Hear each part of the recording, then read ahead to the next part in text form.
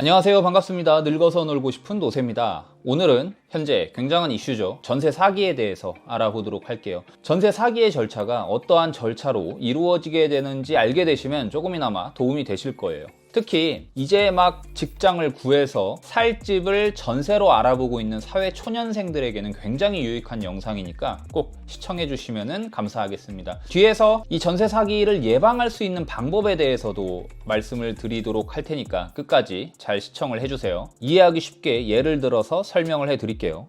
여기 집주인 A가 있습니다. 집주인 A는 신축 빌라에서 한 2년 정도 실거주를 했어요. 그런 상태에서 집주인 A는 이 빌라를 팔고 싶어졌죠. 인터넷상에 있는 중개거래 플랫폼에 이 빌라를 2억 원에 올려놓게 됩니다. 그러자 중개거래 플랫폼에 올라온 매물을 본 B는 집주인 A에게 연락을 하죠. 사장님 손에 2억 원만 쥐어주면 되냐고 물어봅니다. 당연히 집주인 A는 2억 원에 내놨으니까 2억 원만 받으면 된다, 이런 식으로 얘기를 했죠.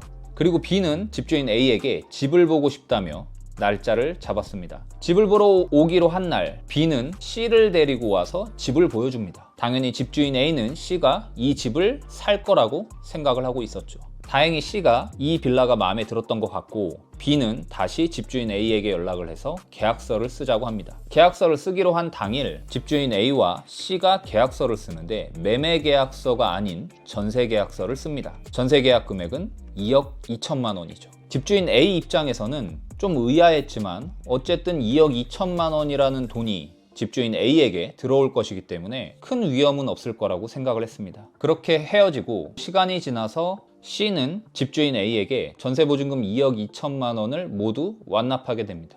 아마 전세자금 대출을 일으켜서 납부를 했을 거예요. B가 집주인 A에게 연락을 해서 이제 매매계약서를 쓰자고 합니다. 매매계약서를 쓰기로 한 당일 B는 어수룩해 보이는 D를 데리고 옵니다. 그리고 집주인 A와 D가 매매계약서를 작성을 하는데 이 매매계약서에 명시된 금액은 2억 2천만 원인 거죠.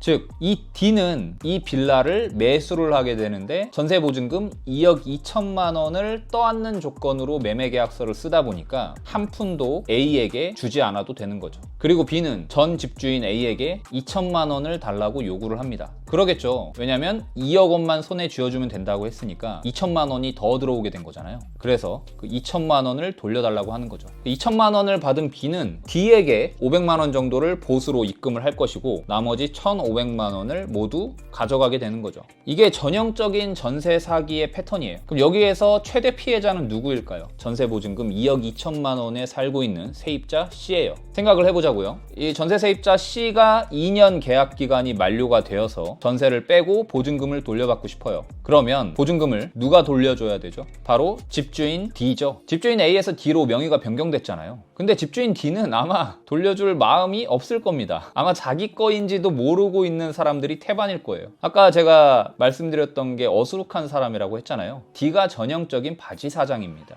명의만 빌려주고 500만 원 수고료로 받게 되는 그런 사람인 거죠. 그래서 전세 계약 기간이 만료가 되고 세입자 C는 아마 D에게 보증금을 돌려달라고 말할 것이지만 D는 돌려줄 돈이 당연히 없죠. 돌려받으려면 다음 세입자를 구해서 그 돈으로 돌려줘야 될 건데 처음에 2억 원에 매도하려는 집을 전세보증금 2억 2천만 원의 계약을 체결을 했잖아요. 그 말인즉슨 전세가가 굉장히 높다라는 얘기예요. 근데 2억 2천만 원에 들어올 세입자가 있을까요? 아마 없을 겁니다. 그러니 현재 집주인 D는 세입자를 구할 수도 없고 2억 2천만 원도 구할 수가 없으니 세입자 C에게 2억 2천만 원을 돌려줄 돈이 전혀 없는 거죠. 이렇게 되면 어떻게 될까요? C가 알아서 세입자를 구해야 되는데 시세 대비해서 전세보증금이 터무니없이 높다 보니까 다음 세입자가 그 가격에는 안 구해질 겁니다. 그럼 C가 할 수 있는 방법은 임차권 등기명령 제도에 의해서 임차권을 설정을 하고 그걸 기반으로 해서 경매를 신청을 하는 건데 이것마저도 녹록치가 않아요. 그리고 여기서 B는 공인중개사 자격증이 없을 확률이 굉장히 높습니다. 그냥 중개거래 플랫폼에 올라온 것들을 보고서 연락을 취하고 이것을 계획을 하고 전세계약서, 매매계약서 쓸 때는 다른 공인중개사 사무실에서 계약서를 쓴 다음에 일종의 수수료를 지급을 할 거예요.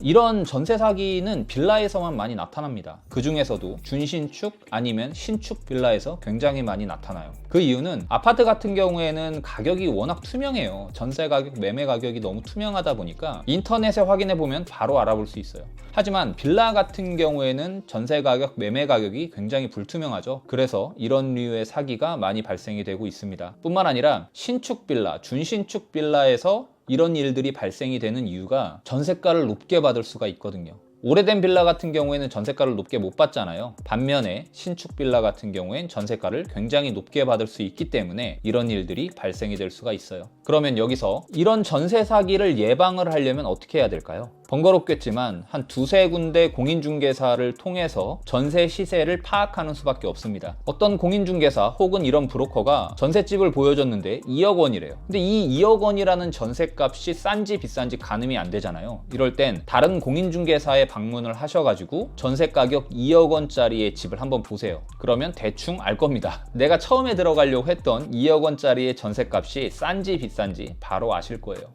편집을 하다가 이것만으로는 부족하겠다 싶어서 더 첨언합니다. 아마 신축 빌라 같은 경우에는 되게 높은 가격의 전세가가 형성이 돼 있을 거예요. 이럴 경우에 어떻게 하냐면 그 빌라의 매매 가격을 한번 파악을 해보세요. 당연히 여러 부동산을 돌아다니면서 확인을 하셔야 됩니다. 이랬을 때 전세가하고 매매가하고 굉장히 붙어 있다. 예를 들어서 전세가를 2억 2천 달래요. 근데 매매가도 거의 2억 2천에 팔릴 것 같대요.